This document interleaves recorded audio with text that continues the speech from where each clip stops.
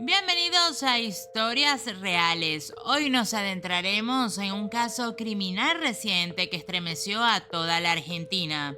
El de Matías Gabriel Jurado, señalado como el primer asesino serial descubierto en la provincia de Jujuy en el norte argentino.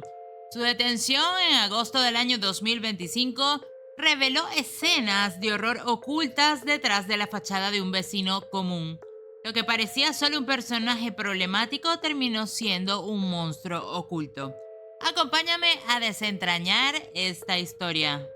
Jurado tenía 37 años al momento de su arresto y residía en el barrio Alto Comedero en San Salvador de Jujuy. Allí vivía desde comienzos de los años 2000, en una casa humilde donde compartía techo con su sobrino adolescente de 16 años. Su sobrino, hijo de su hermana, quien se encontraba desde hace un tiempo en situación de calle, pues no vivía directamente con ellos. Su entorno lo recordaba como un hombre conflictivo, solitario y siempre armado con machetes, lo que le valió el apodo del machetero. Nadie sospechaba que aquella vivienda en un barrio periférico guardaba secretos macabros. Esa convivencia con su sobrino fue exactamente la clave para que todo se descubriera.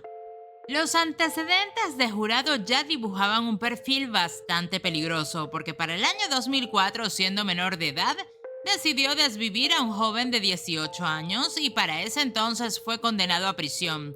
Pasó alrededor de una década encarcelado hasta recuperar la libertad para el año 2014. Años más tarde volvió a ser detenido por robo agravado y amenazas con arma. Aunque salió en libertad para el año 2020, pese a esos antecedentes, se reinsertó en el barrio sin mayor seguimiento. Esa impunidad previa encendió críticas hacia el sistema judicial tras su captura. El primer caso que levantó sospechas recientes fue la desaparición de Jorge Omar Anachuri, de 68 años de edad.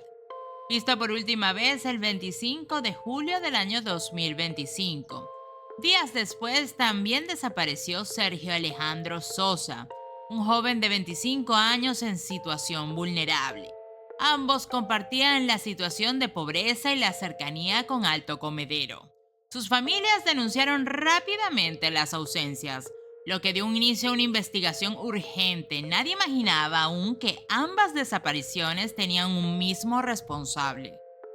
Como dato adicional, la madre de una de las víctimas habló y dijo que su hijo se había ido con un hombre entre 30 y 40 años cuando se encontraba en la plaza con un amigo al que le habían ofrecido una changa. Aclaró que él no vivía en situación de calle y que aunque él sí tenía problemas con el alcohol, contaba con el respaldo de su familia, que lo había visto por última vez el jueves, un día antes de su desaparición. Las cámaras de seguridad resultaron determinantes. En las grabaciones se veía a Anachuri abordando un taxi junto a un hombre que luego sería identificado como Jurado. Esa pista llevó a los investigadores directamente hasta su casa. Con una orden judicial, la policía allanó la vivienda el 2 de agosto del año 2025. Lo que hallaron allí superó todo lo esperado. Huesos, piel humana, ropa ensangrentada, machetes y hasta una nariz perfectamente conservada. El lugar fue descrito como una verdadera casa del horror. En el contexto de investigación por estas desapariciones apareció un testimonio decisivo. El sobrino de Jurado. El joven en cámara Gesell relató que los viernes su tío llevaba personas a la casa para beber y que él debía retirarse porque pasaban cosas malas. Según declaró, Jurado descuartizaba a las víctimas y luego escondía los restos en la casa o los arrojaba en la zona. También comentó que en varias ocasiones escuchó ruidos extraños y vio manchas de sangre. Su palabra fue clave para confirmar el patrón criminal. El relato del sobrino fue corroborado por otro primo, invitado una noche a entrar a la vivienda. Allí vio sangre en distintas habitaciones. Jurado de forma desafiante le dijo: "Vení si querés ver a una persona desvivida". El testigo huyó aterrorizado y más tarde declaró ante la justicia lo que él había visto. Esos relatos familiares consolidaron la hipótesis de que en esa casa funcionaba un escenario de asesinatos en serie.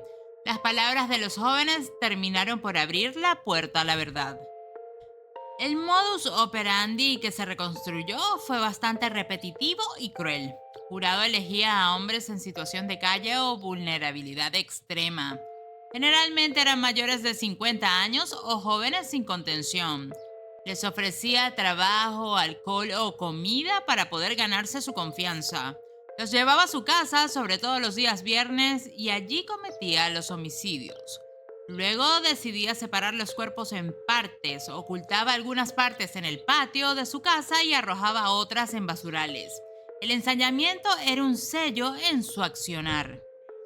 Tengamos en cuenta que durante los allanamientos la policía secuestró machetes, cuchillos, herramientas de corte, palas y carretillas, todos con rastros biológicos.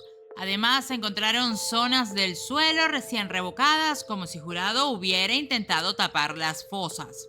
Se recogieron más de 200 fragmentos biológicos, huesos, piel y sangre, que fueron enviados a análisis de ADN.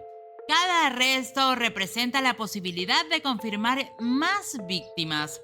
El horror de esa escena forense marcó a todo el equipo de investigación. Hasta el momento, la justicia imputó a Jurado por los homicidios de Anachuri y Sosa. Además, investigan las desapariciones de Juan Carlos González, de 60 años, Juan José Ponce, de 51 años, y Miguel Ángel Quispe, de 60 años. Todos compartían la condición de vulnerabilidad y la cercanía con Alto Comedero. Si las pruebas de ADN confirman los vínculos, el número de víctimas podría ascender a 5 o más.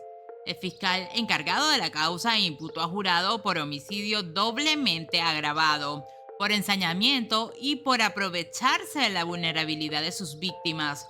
Solicitó además la prisión preventiva por 120 días mientras avanzaban con la investigación.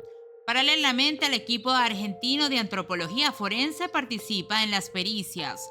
La causa se convirtió en un expediente histórico en la justicia provincial por su magnitud y por la complejidad de las pruebas. Una de las preguntas centrales fue si Jurado padecía algún trastorno mental que explicara sus crímenes. Tras pericias psiquiátricas, los especialistas determinaron que no había enajenación mental. Jurado comprendía la ilicitud de sus actos y podía ser juzgado. Aunque se detectaron rasgos de psicopatía como frialdad y ausencia de empatía, estaba en pleno uso de sus facultades. Eso lo convertía en una persona plenamente imputable, capaz de recibir una condena perpetua. En el barrio, el caso generó conmoción y miedo. Vecinos aseguraron que desde hacía ya bastante tiempo habían denunciado conductas violentas, pero nunca fueron escuchados. Otros recordaron verlo en compañía de hombres que luego desaparecieron. La sensación de inseguridad se apoderó del Alto Comedero. La convivencia diaria con alguien que resultó ser un asesino serial dejó una huella profunda en la comunidad. Nadie puede olvidar que el horror se escondía detrás de una fachada cotidiana.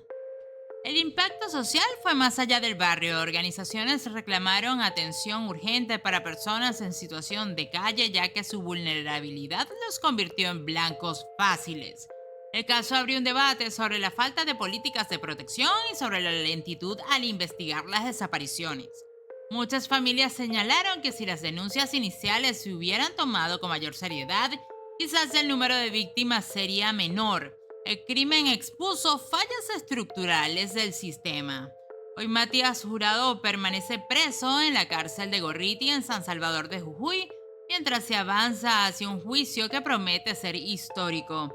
La sociedad espera una condena ejemplar que brinde justicia a las familias de las víctimas.